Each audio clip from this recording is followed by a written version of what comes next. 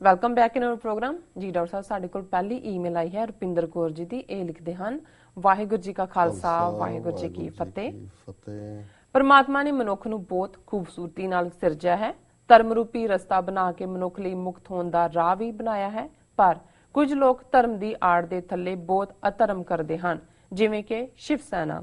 ਇਹ ਜੋ 6 ਜੂਨ ਨੂੰ ਕਾਲੀ ਮਾਂ ਦੇ ਮੰਦਿਰ 'ਚ ਹਵਨ ਕਰਨ ਦੀ ਯੋਜਨਾ ਹੈ, ਇਹ ਕਿਉਂ ਕਰ ਰਹੇ ਨੇ? ਜੇ ਇਹ ਕਿਸੇ ਗੱਲ ਤੋਂ ਸਾਡੇ ਨਾਲ ਸਹਿਮਤ ਨਹੀਂ ਤਾਂ ਘੱਟੋ ਘੱਟ ਸ਼ਾਂਤੀ ਬਣਾਏ ਰੱਖਣ, ਚੁੱਪ ਹੀ ਕਰ ਜਾਣ। ਪਰ ਇਹ ਜਾਣ ਕੇ ਸਿੱਖਾਂ ਦੀਆਂ ਭਾਵਨਾਵਾਂ ਨਾਲ ਖਿਲਵਾੜ ਕਰਦੇ ਹਨ। ਜਦ ਬਾਦਲ ਅਤੇ ਸੁਖਬੀਰ ਵਰਗੇ ਬੰਦੇ ਸੋਨੀਆ ਦਾ ਹਾਲ ਪੁੱਛਣ ਜਾਂਦੇ ਨੇ ਤਾਂ ਇਹਨਾਂ ਗੰਗੂਆਂ ਨੂੰ ਸ਼ੈ ਮਿਲਦੀ ਹੈ। ਐਸੇ ਹਾਲਾਤਾਂ 'ਚ ਪੰਜਾਬ ਦਾ ਸਿੱਖ ਸਾਵਧਾਨ ਰਹੇ। ਵਾਹਿਗੁਰੂ ਜੀ ਕਾ ਖਾਲਸਾ ਵਾਹਿਗੁਰੂ ਜੀ ਕੀ ਫਤਿਹ। ਜੀ ਡਾਕਟਰ ਸਾਹਿਬ। ਭੈਣ ਜੀ ਰੁਪਿੰਦਰ ਕੌਰ ਜੀ ਦਾ ਬਹੁਤ ਬਹੁਤ ਸ਼ੁਕਰੀਆ, ਉਹਨਾਂ ਨੇ ਸਾਨੂੰ ਲਿਖਿਆ। ਆਲਰੇਡੀ ਅਸੀਂ ਇਹ ਓਪਨਿੰਗ ਦੇ ਵਿੱਚ ਡਿਸਕਸ ਕੀਤਾ ਹੈ ਸਿਆਸੀ ਮੁੱਦੇ ਥੱਲੇ ਕਿ ਕਿਵੇਂ ਸ਼ਿਵ ਸੈਨਾ ਦੇ ਜਿਹੜੇ ਕਾਤਲ ਔਰ ਧਾਰਮਿਕ ਜਜ਼ਬਾਤਾਂ ਨੂੰ ਠੇਸ ਪਹੁੰਚਾਉਣ ਵਾਲੇ ਗੁੰਡੇ ਨੇ ਜੀ, ਉਹਨਾਂ ਨੂੰ ਬਾਦਲ ਨੇ ਰਿਹਾ ਕਰ ਦਿੱਤਾ। ਸੋ ਜ਼ਾਹਰ ਹੈ ਕਿ ਰਿਹਾ ਫਿਰ ਇਸੇ ਲਈ ਕੀਤਾ ਵੀ ਹੁਣ ਉਹਨਾਂ ਨੇ 6 ਜੂਨ ਨੂੰ ਕਾਲੀ ਮਾਤਾ ਦੇ ਮੰਦਿਰ ਜਿਹੜਾ ਹਵਨ ਕਰਨਾ ਹੈ, ਔਰ ਇਹ ਹਵਨ ਕਰਨਾ ਹੈ ਉਹਨਾਂ ਨੇ ਫੌਜੀਆਂ ਦੇ ਲਈ ਜਿਨ੍ਹਾਂ ਨੇ ਜ਼ੁਲਮ ਕੀਤੇ।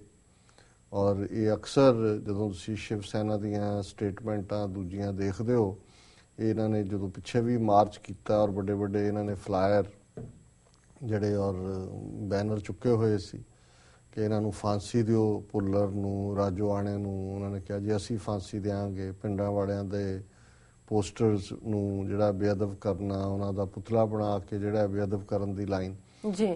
ਸੋ ਜ਼ਾਹਰ ਹੈ ਕਿ ਇਹਨਾਂ ਨੇ ਤਾਂ ਭੈਣ ਜੀ ਨੇ ਬਿਲਕੁਲ ਠੀਕ ਕਿਹਾ ਕਿ ਵੀ ਰੱਬ ਨੇ ਸਾਨੂੰ ਕਿੰਨਾ ਖੂਬਸੂਰਤ ਬਣਾਇਆ, ਇੱਕ ਮਨੁੱਖਾ ਦੇਹ ਦਾ ਹੋਣਾ, ਫਿਰ ਜੀਵਨ ਸਾਡੇ ਕੋਲ ਕਿੰਨਾ ਕੁ ਜੀਵਨ ਹੈ, ਜ਼ਿੰਦਗੀ ਕਿੰਨੀ ਕੁ ਹੈ। ਜ਼ਿੰਦਗੀ ਤਾਂ ਖੁਸ਼ੀ ਵੰਡਣ ਲਈ ਹੈ, ਪਿਆਰ ਵੰਡਣ ਲਈ ਹੈ, ਕਿਸੇ ਦੇ ਲਈ ਕੰਮ ਆ ਸਕਣ ਲਈ ਹੈ, ਤਾਂ ਕਿ ਜਦੋਂ ਅਸੀਂ ਦੁਨੀਆ 'ਚੋਂ ਜਾਈਏ ਤੇ ਘੱਟੋ ਘੱਟ ਜਿਹੜਾ ਕੋਈ ਅੱਖ ਅਥਰੂ ਵਗਾਏ, ਕਿਸੇ ਨੂੰ ਇਹ ਹੋਏ ਕਿ ਭਾਈ ਇਹ ਜਿਹੜਾ ਆਇਆ। ਔਰ ਮੈਨੂੰ ਇਹ ਕਬੀਰ ਬੀਚਕ ਗ੍ਰੰਥ ਦਾ ਦੋ ਹੈ ਕਿ ਕਬੀਰ ਜਬ ਤੂੰ ਆਇਆ ਜਗਤ में जग हसे तू रोए, ऐसी करनी कर चलो तुम हंसो जग रोए।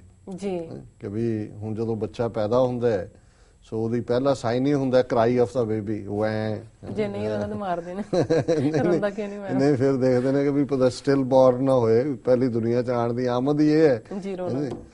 ਸੋ ਉਹਦੇ ਥੱਲੇ ਜ਼ਿੰਦਗੀ ਦੀ ਸ਼ੁਰੂਆਤ ਹੁੰਦੀ ਹੈ ਤੇ ਉਹਨਾਂ ਦਾ ਮੈਸੇਜ ਇਹ ਹੈ ਕਿ ਵੀ ਤੁਸੀਂ ਜ਼ਿੰਦਗੀ 'ਚ ਇਹੋ ਜਿਹੇ ਕੰਮ ਕਰੋ, ਇੰਨੇ ਪਿਆਰੇ ਹੋਵੋ ਸਾਰਿਆਂ 'ਚ ਕਿ ਤੁਸੀਂ ਜ਼ਿੰਦਗੀ ਨੂੰ ਜਿਹੜਾ ਹੈ ਉਹ ਖੁਸ਼ਹਾਲੀ ਔਰ ਉਸ ਲਾਫਟਰ ਦੇ ਨਾਲ, ਕਿ ਵੀ ਲਾਸਟ ਲਾਫ ਜਿਵੇਂ ਅੰਗਰੇਜ਼ੀ 'ਚ ਕਹਿੰਦੇ ਨੇ ਜੀ, ਕਿ ਵੀ ਤੁਹਾਡੀ ਲਾਸਟ ਲਾਫ ਹੋਏ ਕਿ ਵੀ ਅਸੀਂ ਇਸ ਸੰਸਾਰ ਨੂੰ ਜਿਹੜਾ ਹੈ ਉਹ ਜਿੱਤ ਲਿਆ ਔਰ ਜਾ ਰਹੇ ਹਾਂ ਇਸ ਤੋਂ ਸੁਰਖਰੂ ਹੋ ਕੇ ਜੀ, ਤੇ ਦੁਨੀਆ ਦੀਆਂ ਅੱਖਾਂ 'ਚ ਅਥਰੂ ਹੋਣ ਕਿ ਭਾਈ ਇਹ ਭਲਾ ਬੰਦਾ ਸਾਡੇ 'ਚੋਂ ਚਲਾ ਗਿਆ, ਬੰਦਾ ਜਾਂ ਬੀਬੀ ਜੋ ਵੀ ਜੀ।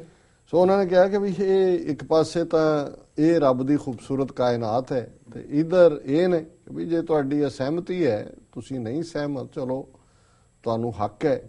ਪਰ ਹੁਣ ਗੱਲ ਸਿਰਫ ਇਹ ਨਹੀਂ ਹੈ ਕਿ ਵੀ ਇਹ ਕੋਈ ਇੰਡੀਵਿਜੂਅਲ ਆਪਣੇ ਤੌਰ ਦੇ ਉੱਤੇ, ਇਹ ਸਾਰੇ ਪੇਡ ਏਜੰਟ ਨੇ। ਔਰ ਜਿਹੜੀ ਖੇਡ ਬਹੁਤ ਵਾਰੀ ਨਹੀਂ ਸਮਝ ਆਉਂਦੀ ਆਪਣੇ ਲੋਕਾਂ ਨੂੰ ਵੀ, ਉਹ ਇਹ ਹੈ ਕਿ ਇਸ ਕਿਸਮ ਦਾ ਪਾਰਟ ਜਿਹੜਾ ਇਹ ਸਾਰੇ ਹੀ, ਇਹ ਸ਼ਿਵ ਸੈਨਾ ਹੋਏ, ਬਜਰੰਗ ਦਲ ਹੋਏ, ਈਵਨ 90s ਦੇ ਵਿੱਚ ਇਹਨਾਂ ਨੇ ਇੱਕ ਫੇਰੂਮਾਨ ਦਲ ਬਣਾਇਆ ਹੁੰਦਾ ਸੀ, ਉਹਦੇ ਪੈਡ ਏਜੰਸੀਆਂ ਦੇ ਕੋਲ ਪਏ ਹੁੰਦੇ ਸੀ। ਮੰਤ ਸੇਵਾ ਦਾਸ ਉਹਦਾ ਪ੍ਰਧਾਨ ਹੁੰਦਾ ਸੀ, ਜਿਹੜਾ ਮਰਜ਼ੀ ਬਿਆਨ ਦੇ ਦੇਣ।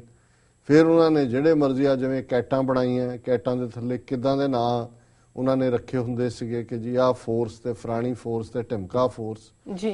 ਲੇਕਿਨ ਬਹੁਤ ਸਾਰਾ ਉਹ ਸਾਰਾ ਏਜੰਸੀਆਂ ਦਾ ਆਪਣਾ ਨੈਟਵਰਕ ਸੀ, ਖੁਦ ਹੀ ਉਹ ਬਿਆਨ ਦਿੰਦੇ ਸੀ, ਖੁਦ ਹੀ ਚਿੱਠੀ ਸੁੱਟਦੇ ਸੀ, ਖੁਦ ਹੀ ਕਾਰਵਾਈ ਕਰਦੇ ਸੀ, ਖੁਦ ਹੀ ਜਿਹੜਾ ਹੈ ਉਹ ਮੁੜ ਕੇ ਪੈਸੇ ਲੈਣ ਆ ਜਾਂਦੇ ਸੀ।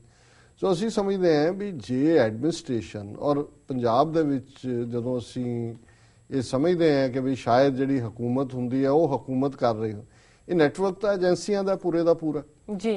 ਔਰ ਬਾਦਲ ਵਰਗੇ ਜਾਂ ਸੁਖਬੀਰ ਵਰਗੇ ਜਿਹੜੇ ਨੇ, ਜਿਨ੍ਹਾਂ ਨੂੰ ਇਹ ਹੈ ਕਿ ਇਹ ਤਾਂ ਆਪਣੀ ਜਾਇਦਾਦ ਬਣਾਉਣ ਦੇ ਉੱਤੇ ਇੰਨੀ ਕੁ ਉਹਨਾਂ ਨੇ ਖੁੱਲ੍ਹ ਦਿੱਤੀ ਹੁੰਦੀ ਹੈ ਵੀ ਜੇ ਤੁਸੀਂ ਆਪਣੀ ਕੌਮ ਦਾ ਘਾਣ ਕਰਨ ਦੇ ਲਈ ਸਾਡੇ ਸਾਥੀ ਹੋ ਤੇ ਇਹ ਪਾਸਾ ਤੁਹਾਡਾ ਖੁੱਲ੍ਹੇ ਜੀ।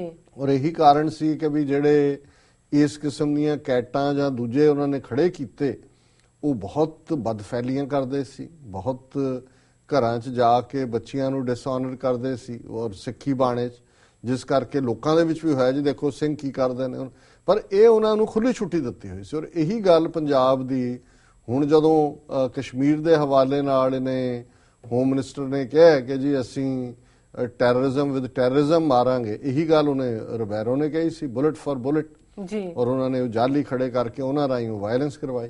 ਸੋ ਇਹ ਸਾਰੇ ਜਿਹੜੇ ਨੇ ਏਜੰਸੀਆਂ ਦੇ ਲੋਕ ਨੇ, ਏਜੰਸੀਆਂ ਦਾ ਨੈਟਵਰਕ ਹੈ, ਉਹ ਇਹ ਸਮਝਦੇ ਨੇ ਵੀ ਔਰ 6 ਜੂਨ ਦੇ ਨੇੜੇ ਤੇੜੇ ਆ ਕੇ ਇਹ ਸਾਰੀਆਂ ਕਾਰਵਾਈਆਂ ਸ਼ੁਰੂ ਹੋ ਜਾਂਦੀਆਂ ਨੇ। ਜਿਸ ਤਰੀਕੇ ਦੇ ਨਾਲ ਪਿਛਲੀ ਵਾਰ ਵੀ ਜੋ ਗੜਬੜ ਕਰਾਇਆ, ਜੇ ਸਾਡਾ ਫਿਕਰ ਹੈ ਵੀ ਆਉਣ ਵਾਲੇ ਦਿਨਾਂ 'ਚ ਦਰਬਾਰ ਸਾਹਿਬ ਕੰਪਲੈਕਸ ਦੇ ਵਿੱਚ ਕੀ ਹੋਏਗਾ ਔਰ ਕਿਵੇਂ ਇਹ ਵੈਦਰ ਉਸ ਗੱਲ ਨੂੰ ਹੀ ਉਹ ਬਿਲਕੁਲ ਦਬਾ ਦੇਣਗੇ, ਹੋਣ ਹੀ ਨਹੀਂ ਦੇਣਗੇ ਸਮਾਗਮ। ਜੇ ਹੁੰਦਾ ਹੈ ਤਾਂ ਉਹ ਐਵੇਂ ਸਟੇਟ ਕੰਟਰੋਲਡ ਹੋਏਗਾ। ਸੋ ਅਸੀਂ ਸਮਝਦੇ ਹਾਂ ਵੀ ਇਹ ਸਾਰੇ ਜਿਹੜੇ ਏਜੰਸੀਆਂ ਦੇ ਜਮੂਰੇ ਇਹ ਇੱਦਾਂ ਦੇ ਮੌਕੇ ਐਕਟਿਵ ਕਰ ਦਿੱਤੇ ਜਾਂਦੇ ਨੇ ਔਰ ਉਹਨਾਂ ਤੋਂ ਆਪਣੀ ਮਰਜ਼ੀ ਦਾ ਕੰਮ ਲੈਂਦੇ ਨੇ। ਬਿਆਨ ਵੀ ਬਹੁਤ ਵਾਰੀ ਉਹਨਾਂ ਦੇ ਲਿਖਦੇ ਨੇ, ਨਹੀਂ ਤਾਂ ਇਹਨਾਂ ਨੂੰ ਨੱਥ ਪਾਣੀ ਕੋਈ ਨਹੀਂ ਹੈ, ਤਾਂ ਇਹਨਾਂ ਦੀ ਕ੍ਰੀਏਸ਼ਨ ਹੈ ਜੀ ਜੀ। ਸੋ ਇਹਨਾਂ ਦਾ ਭੈਣ ਜੀ ਰੁਪਿੰਦਰ ਕੌਰ ਜੀ ਦਾ ਬਹੁਤ ਸ਼ੁਕਰੀਆ, ਉਹਨਾਂ ਨੇ ਸਾਨੂੰ ਲਿਖਿਆ ਜੀ। ਡਾਕਟਰ ਸਾਹਿਬ ਸਾਡੇ ਕੋਲ ਅਗਲਾ ਖਤ ਆਇਆ, ਹੱਥੀ ਲਿਖਿਆ। ਇਹ ਬ੍ਰੇਕ ਦਾ ਟਾਈਮ ਤਾਂ ਨਹੀਂ ਹੈ? ਨਹੀਂ, ਮੇਰੇ ਖਿਆਲ 2 ਮਿੰਟ ਹੈਗੇ ਨੇ, ਪੜਦਾ ਨੇ। ਪਿਤਾ ਸਮਾਨ ਡਾਕਟਰ ਅਮਰਜੀਤ ਸਿੰਘ ਜੀ, ਇਹ ਖਤ ਆਇਆ ਗੁਰਪ੍ਰੀਤ ਸਿੰਘ ਜੀ ਦਾ ਨਿਊ ਜਰਸੀ ਤੋਂ। ਇਹ ਲਿਖਦੇ ਹਨ, ਪਿਤਾ ਸਮਾਨ ਡਾਕਟਰ ਅਮਰਜੀਤ ਸਿੰਘ ਜੀ, ਵਾਹਿਗੁਰੂ ਜੀ ਕਾ ਖਾਲਸਾ ਵਾਹਿਗੁਰੂ ਜੀ ਕੀ ਫਤਿਹ। ਮੈਂ ਤੁਹਾਡਾ ਪ੍ਰੋਗਰਾਮ ਹਰ ਰੋਜ਼ ਸੁਣਦਾ ਹਾਂ, ਮੈਨੂੰ ਬਹੁਤ ਖੁਸ਼ੀ ਹੁੰਦੀ ਹੈ। TV 84 ਤਰੱਕੀ ਕਰ ਰਿਹਾ ਹੈ ਤੇ ਸਬਸਕ੍ਰਾਈਬਰਸ ਵੀ YouTube ਤੇ ਹਰ ਰੋਜ਼ ਵਧ ਰਹੇ ਹਨ, ਬਹੁਤ ਖੁਸ਼ੀ ਹੁੰਦੀ ਹੈ ਦੇਖ ਕੇ। ਹਰ ਰੋਜ਼ ਤੁਹਾਡੇ ਪ੍ਰੋਗਰਾਮ ਦੀ ਬਹੁਤ ਬੇਸਬਰੀ ਨਾਲ ਉਡੀਕ ਕਰਦਾ ਹਾਂ। ਬਸ ਜ਼ਿਆਦਾ ਕੁਝ ਲਿਖਣ ਦੇ ਕਾਬਿਲ ਨਹੀਂ ਹਾਂ, ਪਰ ਇੱਕ ਬੇਨਤੀ ਸਾਰੇ TV 84 ਦੇ ਦਰਸ਼ਕਾਂ ਨੂੰ ਕਰਨੀ ਚਾਹੁੰਦਾ ਹਾਂ, ਪਲੀਜ਼ TV 84 ਦੀ ਵੱਧ ਤੋਂ ਵੱਧ ਮਦਦ ਕਰੋ ਵੀਰੋ। ਆਪਣੇ ਘਰਾਂ ਦੇ ਖਰਚੇ ਤਾਂ ਇਸ ਤਰ੍ਹਾਂ ਹੀ ਚੱਲੀ ਜਾਂਦੇ ਹਨ, ਪਰ ਆਪਾਂ TV 84 ਦੀ ਮਦਦ ਜ਼ਰੂਰ ਕਰੀਏ ਜਿੰਨੀ ਵੀ ਹੋ ਸਕੇ। ਆਪਣਾ ਦਸਵੰਧ TV 84 ਨੂੰ ਸਫਲ ਬਣਾਉਣ ਵਿੱਚ ਖਰਚ ਕਰ ਰਿਹਾ ਹਾਂ। ਆਪਣੀ ਮਿਹਨਤ ਦੀ ਕਮਾਈ ਵਿੱਚੋਂ ਕੁਝ ਹਿੱਸਾ ਭੇਜ ਰਿਹਾ ਹਾਂ ਤੇ ਅੱਗੇ ਤੋਂ ਵੀ ਜ਼ਿਆਦਾ ਭੇਜਣ ਦੀ ਕੋਸ਼ਿਸ਼ ਕਰਾਂਗਾ।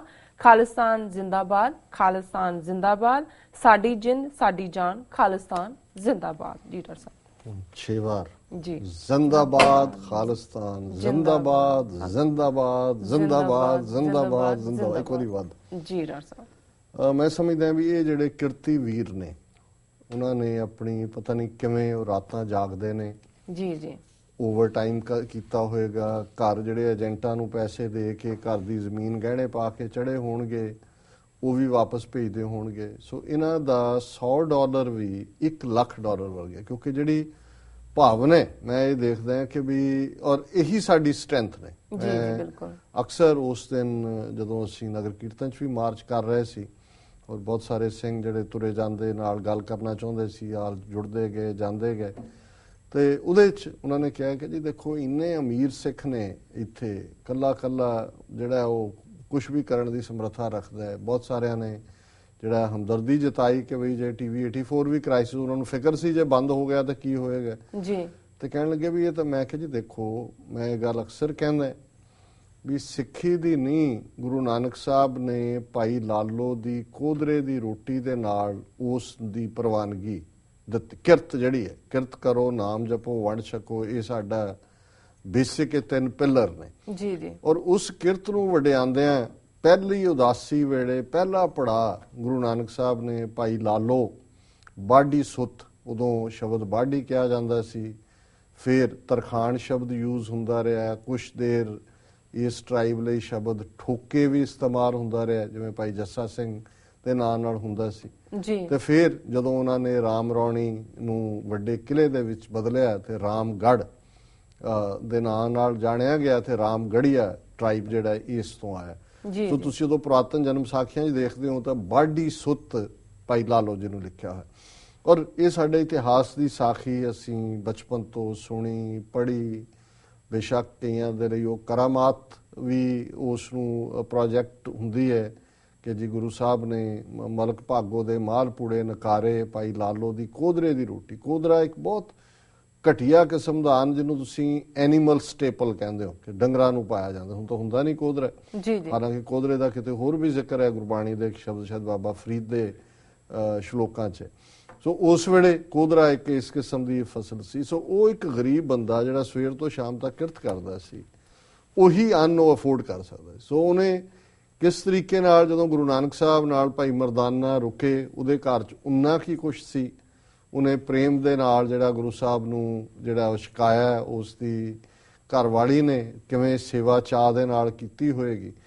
ਕਿ ਮਲਕ ਭਾਗੋ ਜਿਹੜਾ ਇੱਕ ਉੱਚੀ ਜਾਤ ਦਾ ਖੱਤਰੀ ਹੈ, ਹੁਣ ਗੱਲ ਕੱਲੀ ਮਾਲਪੂੜਿਆਂ ਦੀ ਨਹੀਂ ਸੀ। ਇੱਕ ਪਾਸੇ ਉੱਚੀ ਜਾਤ ਦਾ ਮਲਕ ਜਿਹੜਾ ਇਲਾਕੇ ਦਾ ਜਿਹੜਾ ਨਹੀਂ ਜੀ, ਜਿਹੜੇ ਇਹਨਾਂ ਦੇ ਟਾਈਟਲ ਹੁੰਦੇ ਸੀ ਮੁਗਲਾਂ ਦੇ, ਉਹਦੇ ਜਿਵੇਂ ਅੰਗਰੇਜ਼ਾਂ ਵੇਲੇ ਜ਼ੈਲਦਾਰ ਜਾਂ ਦੂਜਾ, ਉਹ ਵੀ ਮਲਕ ਹੁੰਦੇ ਸੀ ਕਿ ਇੱਕ ਮਲਕ ਵੀ ਹੈ ਉਹ, ਫਿਰ ਉੱਚੀ ਜਾਤ ਦਾ। ਇੱਧਰ ਭਾਈ ਲਾਲੋ ਜਿਹੜਾ ਜਿਹਨੂੰ ਬਾਢੀ ਸੁੱਤ ਕਹਿ ਕੇ ਨੀਵੀਂ ਜਾਤ ਦਾ, ਉਹਦੇ ਕੋਲ ਤਾਂ ਚੱਜ ਨਾਲ ਕੋਈ ਬਹਿਣ ਲਈ ਦੇਣ ਲਈ ਕੋਈ ਆਸਣ ਵੀ ਨਹੀਂ ਹੋਏਗਾ, ਜ਼ਮੀਨ ਤੇ ਹੀ ਸੁੱਤੇ ਹੋਣਗੇ ਗੁਰੂ ਸਾਹਿਬ ਵੀ। ਜੀ ਜੀ। ਲੇਕਿਨ ਗੁਰੂ ਸਾਹਿਬ ਨੇ ਇਹ ਵਡਿਆਇਆ ਸੀ, ਉਹਨਾਂ ਨੇ ਕਿਹਾ ਕਿ ਭਾਈ ਉਸ ਹੰਕਾਰੀ ਦਾ ਹੰਕਾਰ ਵੀ ਤੋੜਿਆ ਕਿ ਇਹ ਭਾਈ ਲਾਲੋ ਦੀ ਕਮਾਈ ਜਿਹੜੀ ਹੈ ਇਹ ਦੁੱਧ ਹੈ, ਔਰ ਤੇਰੀ ਇਹ ਕਮਾਈ ਜਿਹੜੀ ਹੈ ਇਹ ਖੂਨ ਹੈ। ਜੀ। ਸੋ ਅਸੀਂ ਸਮਝਦੇ ਹਾਂ ਵੀ ਇਹ ਨਹੀਂ ਹੈ ਕਿ ਜਨਰਲਾਈਜ਼ ਕਰਕੇ ਅਸੀਂ ਕਹੀਏ ਵੀ ਸਾਰੇ ਹੀ ਜਿਨ੍ਹਾਂ ਕੋਲ ਧਨ ਹੈ ਉਹ ਖੂਨੀ ਨੇ ਜਾਂ ਉਹਨਾਂ ਦੇ ਵਿੱਚ ਦਇਆ ਨੇ, ਪਰ ਇਹ ਵੀ ਗੁਰਬਾਣੀ ਦਾ ਕ੍ਰਾਈਟੇਰੀਆ ਹੀ ਹੈ ਕਿਤੇ ਨਾ ਕਿਤੇ ਕਿ ਮਾਇਆ ਧਾਰੀ ਅਤ ਅੰਨਾ ਬੋਲਾ। ਜਿਹਦੇ ਕੋਲ ਮਾਇਆ ਪਾਇਲ ਹੋਣੀ ਸ਼ੁਰੂ ਹੋ ਜਾਂਦੀ ਹੈ, ਉਸਦੀਆਂ ਅੱਖਾਂ ਤੇ ਵੀ ਪਰਦੇ ਪੈ ਜਾਂਦੇ ਨੇ, ਉਹਨੂੰ ਦੱਸਦਾ ਨਹੀਂ ਹੈ ਕੁਝ, ਤੇ ਉਹਨੂੰ ਕੰਨਾਂ ਤੋਂ ਵੀ ਨਹੀਂ ਕੁਝ ਸੁਣਦਾ। ਬੜੇ ਵਿਰਲੇ ਨੇ ਜਿਹੜੇ ਇਸ ਪਾਸੇ ਵੱਲ ਤੁਰਦੇ ਨੇ। ਸੋ ਅਸੀਂ ਸਮਝਦੇ ਹਾਂ ਵੀ ਸਾਡੀ ਸਟਰੈਂਥ ਵੀ, ਜੇ ਮੈਂ ਉਹਨਾਂ ਨੂੰ ਸਿੰਘਾਂ ਨੂੰ ਕਹਿ ਰਿਹਾ ਸੀ ਵੀ ਮੈਂ ਤਾਂ 25 ਸਾਲ ਜੇ ਕਿਸੇ ਦਾ ਸਾਥ ਕੀਤਾ, ਸਾਥ ਮਾਣਿਆ, ਜਿਨ੍ਹਾਂ ਦੀ ਸੰਗਤ ਚੋਂ ਮੈਨੂੰ ਖੁਸ਼ੀ ਮਿਲਦੀ ਹੈ, ਜਿਨ੍ਹਾਂ ਨੂੰ ਮੈਂ ਪਿੱਲਰ ਗਿਣਦਾ, ਉਹ ਭਾਈ ਲਾਲੋ ਨੇ ਕੌਮ ਦੇ। ਔਰ ਇਹ ਕਿਰਤੀ ਸਿੱਖ ਇਸ ਵੀਰ ਗੁਰਪ੍ਰੀਤ ਸਿੰਘ ਵਰਗੇ ਜਿਨ੍ਹਾਂ ਨੂੰ ਇਹ ਪ੍ਰੋਗਰਾਮ ਬੜਾ ਚੰਗਾ ਲੱਗਦਾ ਹੈ, ਉਹਨਾਂ ਨੇ ਦਰਸ਼ਕਾਂ ਨੂੰ ਵੀ ਬੇਨਤੀ ਕੀਤੀ ਹੈ। ਅਸੀਂ ਤਾਂ ਹੁਣ ਇੱਕ ਵਾਰ SOS ਦੇ ਦਿੱਤਾ ਹੋਇਆ, ਬਾਰ-ਬਾਰ ਤਾਂ ਹੁਣ ਨਹੀਂ ਹੈ, ਪਰ ਮੈਨੂੰ ਇਹ ਹੁੰਦਾ ਵੀ ਜਿਸ ਭਾਵਨਾ ਦੇ ਨਾਲ ਇਹ ਵੀਰ ਲਿਖਦੇ ਨੇ, ਇਹਨਾਂ ਨੂੰ ਅਸੀਂ ਘੱਟੋ ਘੱਟ ਐਕਨੋਲੇਜ ਜ਼ਰੂਰ ਕਰੀਏ। ਪਰ ਅਸੀਂ ਕਵਾਂਗੇ ਜ਼ਰੂਰ ਕਿ ਵੀ ਅਜੇ ਵੀ ਅਸੀਂ ਉਸ ਕ੍ਰਾਈਸਿਸ ਦੇ ਫੇਸ 'ਚ ਹੀ ਹਾਂ। ਸਾਨੂੰ ਕੁਝ ਮਹੀਨੇ ਹੋਰ ਜੇ ਸਾਡੇ ਦਰਸ਼ਕ ਸਟੈਂਡ ਕਰਵਾ ਦਿੰਦੇ ਨੇ ਤੇ ਜ਼ਾਹਰ ਹੈ ਅਸੀਂ ਕੁਝ ਹੋਰ ਵੀ ਆਲਟਰਨੇਟ ਦੇਖ ਰਹੇ ਹਾਂ ਕਿ ਜਿਹਦੇ 'ਚੋਂ ਕੋਈ ਆਮਦਨ ਦਾ ਸਾਧਨ ਬਣ ਸਕੇ। ਪਪੂਲਰ ਹੈ ਪ੍ਰੋਗਰਾਮ, ਲੇਕਿਨ ਗੱਲ ਅਲਟੀਮੇਟਲੀ ਸਾਰੀ ਇਹ ਫਾਈਨੈਂਸਿਸ ਦੇ ਉੱਤੇ ਖੜੀ ਹੈ। ਸੋ ਇਹਨਾਂ ਦਾ ਵੀ ਗੁਰਪ੍ਰੀਤ ਸਿੰਘ ਜੀ ਦਾ ਬਹੁਤ ਬਹੁਤ ਸ਼ੁਕਰੀਆ ਜੀ। ਡਾਕਟਰ ਸਾਹਿਬ ਨਾਲ ਲੈ ਬ੍ਰੇਕ। ਵੀਅਰਸ, ਤੁਸੀਂ ਨਾਲ ਇਸ ਤਰ੍ਹਾਂ ਜੁੜੇ ਰਹੋ, ਮਿਲਦੇ ਹਾਂ ਆਫਟਰ ਦਿਸ ਸ਼ਾਰਟ ਬ੍ਰੇਕ।